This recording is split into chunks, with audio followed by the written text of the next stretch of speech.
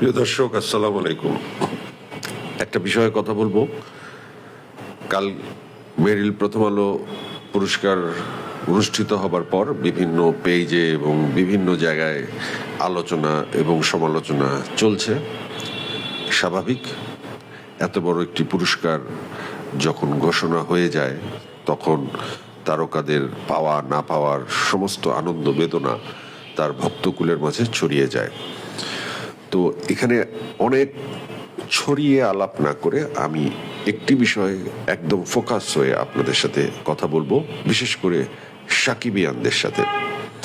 আমাদের নায়ক শাকিব খান, তিনি তার কর্মগুণে এবং তার যোগ্যতায় এমন এক জায়গায় পৌঁছেছে যেই জায়গাটিতে সবাই পৌঁছাতে পারে না। নায়ক রাজ্জাক, এবং তারপর যদি বলতে হয় বাংলাদেশের চলচ্চিত্র ইতিহাসে, সেই জায়গায় মান্না ভাই জনপ্রিয়তায় অনেক দূর এগিয়ে গেছেন, সালমান শাহ অনেক দূর এগিয়ে গেছেন, কিন্তু তাদের আয়ুষ্কাল অনেক কম ছিল বলে রাজ্জাক সাহেব পরবর্তী সময়ে শাকিব খান বাংলাদেশে একটা জ্বলন্ত কিংবদন্তি অভিনেতা, নায়ক বলতে যা বোঝায় তা তিনি যা অর্জন করেছেন, তার ক্যারিয়ারের যে গ্রাফিক্স এবং শুরু থেকে এই পর্যন্ত তার যে স্ট্রাগল, তার যে প্রাপ্তিগুলো, এটা আমাদের ফিল্ম ইন্ডাস্ট্রির জন্য সবচেয়ে বড় একজন তারকার উদাহরণ হয়ে থাকবে এই পর্যন্ত।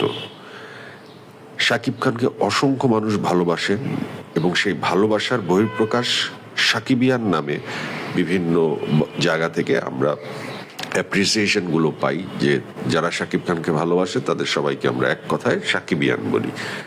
সাকিবিয়ানদের সংখ্যা অনেক, সাকিবিয়ানরা ফেসবুকে অনেক গরম।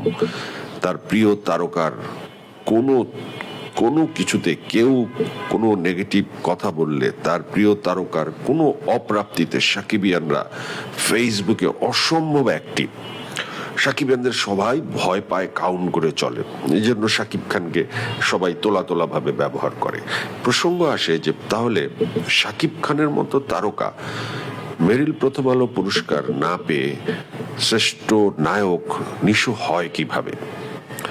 সাকিবিয়ানদের মনে ক্ষোভ বিক্ষোভ। আমি একটি কথা সাকিবিয়ানদের উদ্দেশ্যে বলতে চাই, প্রিয় সাকিবিয়ান ভাই ও বোনেরা, আপনারা শুনে রাখেন, শাকিব খান বাংলাদেশের সবচেয়ে বড় তারকা, এর মধ্যে কোনো দ্বিধা নাই। কিন্তু মেরিল প্রথম আলো পুরস্কারটি যে ক্যাটাগরিতে দেওয়া হয়েছে নিশুকে, সেই ক্যাটাগরিটি কি জানেন? সেটি হচ্ছে দর্শকের ভোটে এই ক্যাটাগরিতে নিশো জয়যুক্ত হয়েছেন, যে কারণে নিশো শ্রেষ্ঠ অভিনেতা চলচ্চিত্র মেরিল প্রথম আলোতে।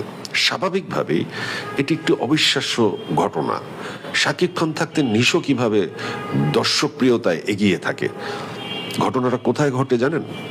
আপনারা সাকিবিয়ানরা ফেসবুকে যতটুকু অ্যাক্টিভ, আপনারা আপনাদের প্রিয় তারকাকে যেভাবে ভালোবাসেন, সেই ভালোবাসাটা আমি সম্মান করি, কিন্তু আপনারা ভুলে যান যেই ক্যাটাগরিতে পুরস্কারটা পেয়েছে সেই ক্যাটাগরিতে শুধু ভালোবাসা দিয়ে পুরস্কার পাওয়া যায় না, সেখানে ভোট করতে হয়।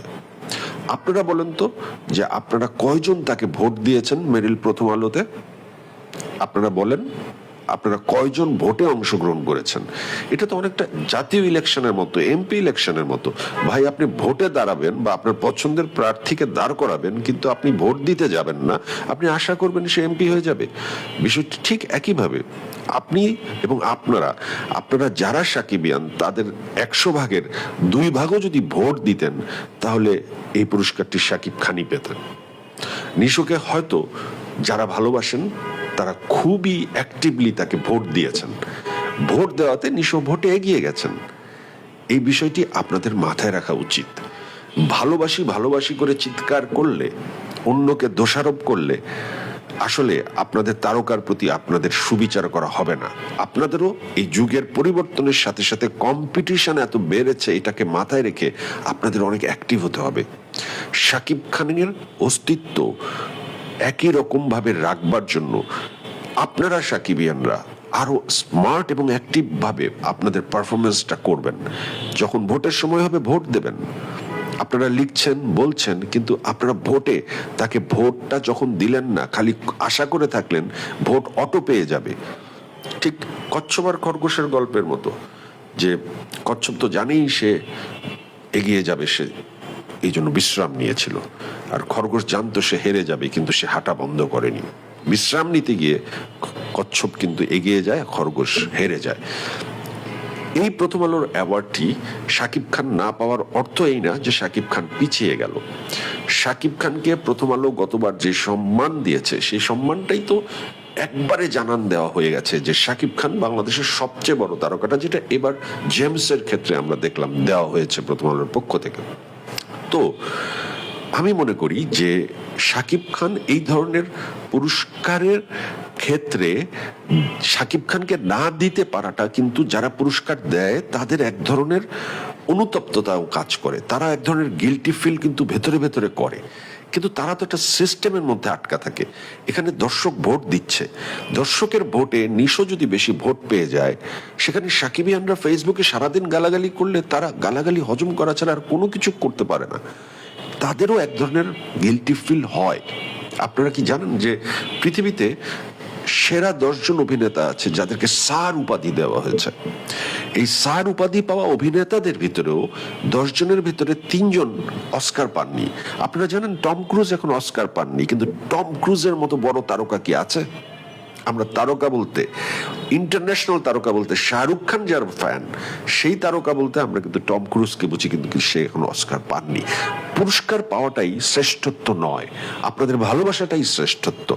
আপনারা তাকে ভালোবাসেন, বাংলাদেশের মানুষ তাকে ভালোবাসে, শাকিব খান নাম্বার 1, এটাই সেরা কথা, এটাই শেষ কথা। কিন্তু স্মার্ট হতে হবে ভক্তদের সময় মতো ভোট দিতে হবে, কারণ এখন অনেক পদ্ধতিতে যাচাই বাছাই শুরু হবে ভবিষ্যতে। কম্পিটিশন কিন্তু কঠিন, ঘাড়ে অনেকে নিঃশ্বাস দিচ্ছে, কিন্তু সবাই শাকিব খান হতে পারবে না। কিন্তু আস্তে আস্তে এই যে নিশো পেল, এভাবে প্রতি বছরই যদি নিশো পায়, শাকিব খান না পায়, আপনারা ক্ষোভে ফাটবেন, কিন্তু আপনারা আপনাদের কাজটা কিন্তু করলেন না, এই জন্য আপনারা দায়ী থাকবেন। আপনারা ভোটটা দিলেন না। আমি শিওর আপনারা ভোটটা দিতে কার্পণ্যতা করেছেন। আপনারা এক একজন নিজে নিজে প্রশ্ন করুন, আপনারা কি সবাই শাকিব খানকে প্রথম আলোতে ভোট দিয়েছেন? ভোট দিলে শাকিব খানের ধারে কাছে কেউ আসতো না। সো আজকের ভিডিওটি সাকিব ইয়ানদেরকে জন্য আমি বলছি যে আপনাদের ভালোবাসা, আপনাদের তারকা যে জায়গায় অবস্থান করছে, আপনারা নিশ্চিত থাকুন যে সেই জায়গাটি আসলে তারই। সঠিক তারকাকে আপনারা ভালোবাসেন, আপনাদের ভালোবাসার কোনো ভুল নেই, অঙ্কে একটু ভুল আছে, ভবিষ্যতে অঙ্কে ভুল করা যাবে না। Thank you very much.